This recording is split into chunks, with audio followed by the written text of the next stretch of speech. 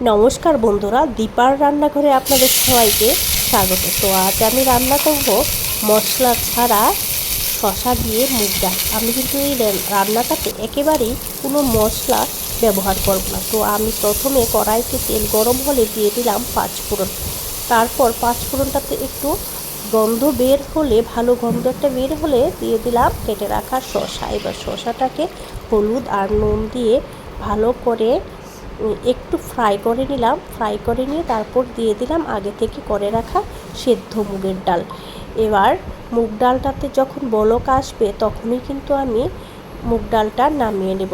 তো আপনাদের কেমন লাগলো আমার এই ঘরোয়া পদ্ধতিতে শসা দিয়ে মুগ ডাল কমেন্ট করে জানাতে ভুলবেন না কিন্তু। এইরকম ঘরোয়া পদ্ধতিতে রান্না দেখতে দীপার রান্নাঘর সাবস্ক্রাইব করতে ভুলবেন না যেন।